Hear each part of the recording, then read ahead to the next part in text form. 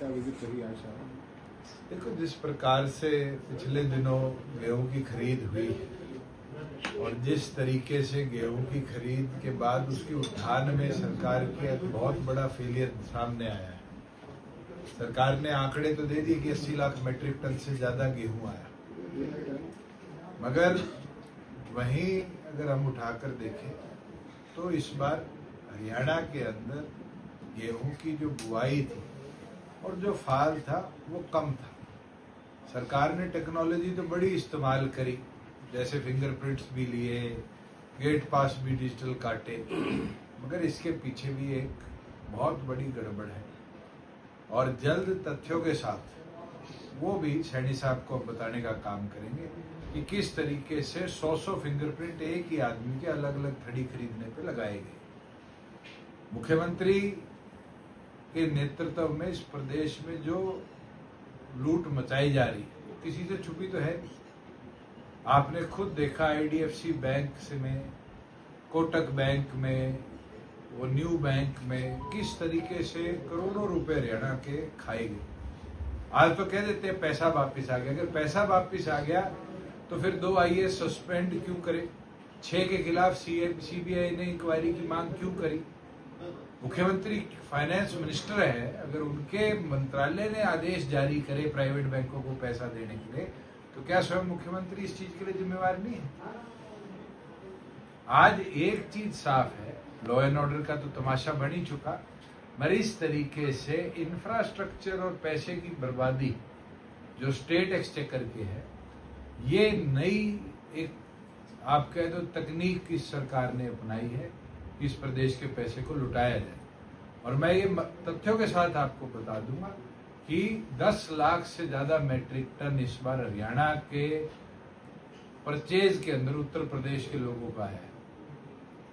जो लोग ये कहते थे कि एक दाना बाहर से नहीं आने देंगे, उनने प्लान तरीके से अपने चुनिंदा लोगों को दूसरी स्टेटों से अनाज लाने में परमिशनें दी है। अभी करनाल में एक FIR हुई है जहां 24 एकड़ के एक आदमी ने जीरी ईख बोई हुई है, गन्ना बोया हुआ, और उसके खेत में भी सैनी सरकार ने गेहूं दिखाकर उसकी प्रोक्योरमेंट करी है। किसान को जो हमने 48 घंटे में पैसे देने का एक वातावरण बनाया था, आज वो पूरी तरह तहस नहस हो चुका। एक महीना हो गया किसान की गेहूं मंडियों में, परचेज सेंटरों में या ओपन फील्ड में पड़ी है। सरकार के पास लिफ्टिंग की व्यवस्था नहीं है।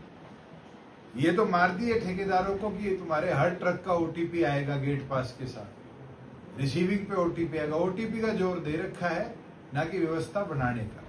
दूसरी ओर पर पूरे हरियाणा प्रदेश के सफाई कर्मचारी आज धरने पर है। यूपी के अंदर मिनिमम वेज बढ़ाया है, उनकी भी मांग है कि आपने और अधिकारियों की 8वीं वेतन आयोग लागू कर दी, आप इनके अंदर भी 8वीं वेतन आयोग लागू करो। मगर दिखता है सरकार की मंशा नहीं है। पैरेलली उनको कमजोर करने के लिए आज स्टेटमेंट दे दी कि हम ऑल्टरनेट रास्ता निकालेंगे। जो लोग आपके पास एम्प्लॉयड है उनके वेलफेयर के बारे में तो सरकार को सोचना चाहिए।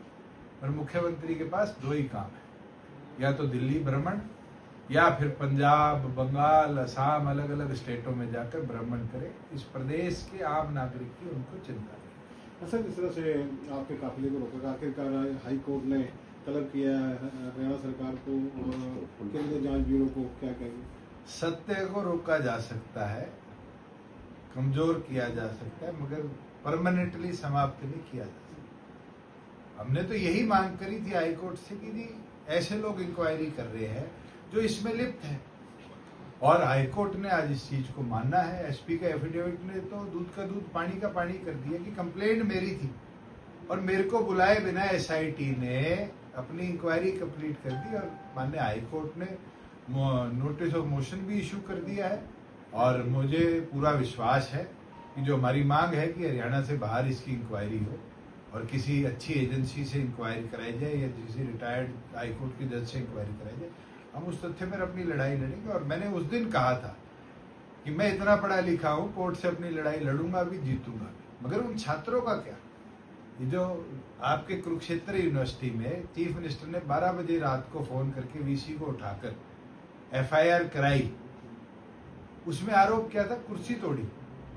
और उसी यूनिवर्सिटी के ऑफिसर्स ने, प्रोफेसर्स ने लिखित में हमारे लोगों को दे रखा है कि जो कुर्सियां टूटी है इसके इतने रुपए लगेंगे, हम भर देते। और उसके बाद नायब सैनी को इतनी घबराहट है। क्या नायब सैनी डर गया कि हम यूनिवर्सिटी में क्यों जा रहे हैं? हमने एक चीज कही थी कि यूनिवर्सिटियों का भगवाकरण नहीं होने देंगे। यूनिवर्सिटी सबकी है। आज मैं दिल्ली यूनिवर्सिटी में प्रोग्राम करना चाहता हूँ, मुझे रोका नहीं जाता। आज मैं पंजाब यूनिवर्सिटी में प्रोग्राम करना चाहता हूँ, हर साल इनसो का प्रोग्राम होता है, रोका नहीं जाता। हरियाणा के अंदर ये नया कल्चर आ गया कि सिर्फ बीजेपी हो, विश्व हिंदू परिषद हो, आरएसएस हो, बीजेपी का कोई किसान मंडल हो, बीजेपी का कोई मजदूर मंडल हो, इनके तो रेगुलर शिविर चलते हैं। मगर चाहे इनसो हो, चाहे एनएसयूआई हो, चाहे एएसएपी हो, जो छात्र संगठन असलियत में उस यूनिवर्सिटी में काम कर रहे हैं, उनको प्रोग्राम करने की अनुमति नहीं दी जाती। ये दिखता है कि ये अब शिक्षा के साथ खेलने लगे। समाज के अंदर तो इनने बंटवारा कर दिया, मगर शिक्षा के अंदर भी ये बंटवारा करने का काम शुरू कर दिया। बंगाल चुनावों को लेकर क्या कहेंगे? देखो, जिस तरह के तथ्य हैं कि 12-12 घंटे मशीन होने के, ऑन रहने के बाद भी 90% उसमें बैटरी पाएगी, ये कैसे पॉसिबल है? इलेक्शन कमीशन ने आज खुद सुप्रीम कोर्ट ने कहा है कि 29 लाख गलत वोट काटे गए। ये तो मेरे कहीं भी बात तो नहीं, चीफ इलेक्शन कमिश्नर के खुद के हलफनामे में सुप्रीम कोर्ट में दी गई बात है। ये साफ दिखता है कि जानबूझकर वहां पर चुनाव मशीनरी का दुरुपयोग किया गया और दुरुपयोग कर कर अपने मुताबिक इस पे फैसले करवाए गए।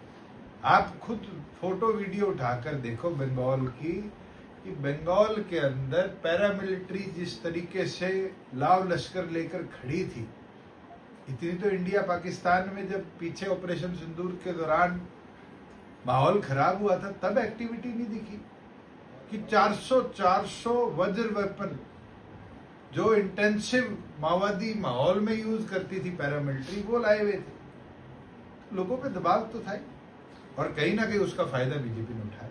हरियाणा में नगर निगम चुनाव है, कई स्थानों पर उसको लेकर मैं तो एक चीज सबसे आग्रह करूंगा, शहरों की हालात आपने देख ली, विफल सरकार आपने देख ली, इस सरकार का इलाज बांटने के लिए अपने वोट की ताकत। तो सर, क्या युवाओं के लिए क्या संदेश रहेगा? काफी फिट है पहले से, आप लगातार ना, मैं तो उतर ही हूँ। गोल्डी की जगह आपने देखा तो वैसा ही हो। लगातार एक्सरसाइज की वीडियो भी कई बार आपकी आती है सर। नहीं, वो तो देखो, स्वस्थ आपका सबसे महत्वपूर्ण चीज है। अगर तन तंदुरुस्त, मन तंदुरुस्त, तो आप सब तो मैं तंदुरुस्त। पंजाब के आने वाले चुनाव, उसके लिए क्या रहेगा? अभी देखते हैं पंजाब की स्थिति क्या बनेगी। अभी तो कल वहाँ बंगाल के बाद साइड इफेक्ट दिखे हैं, 2 जगह बम फटे हैं, सीरियस कंसर्न है। हम तो नेबरिंग स्टेट है, पंजाब में कुछ होता है तो उसका असर हरियाणा में दिखता है। लगातार सीएम लॉ एंड ऑर्डर जो है पंजाब का, वो मुझे लगता है कि आपको गंभीरता के साथ केंद्र सरकार को देखना पड़ेगा। तो हरियाणा की लॉ एंड ऑर्डर को लेकर क्या कहते हैं? बद से बदहाल हालत है। सोनीपत में आपने देखा, वो एक 18 साल के बच्चे के पाँव में कैसे गोली मारी, मैंने तो आप लोगों की न्यूज से देखा। अब 18 साल के बच्चे को अगर इस तरह राउंड अप करके गोली मार दी जाए तो क्या ये गुंडागर्दी नहीं है? और सिविल वर्दी के अंदर लोगों ने इस तरह का माहौल बना रखा है कि वो किसी तरह का लॉ अबाइड नहीं करते। सर, आज आपके साथ हिमांशु जी हैं।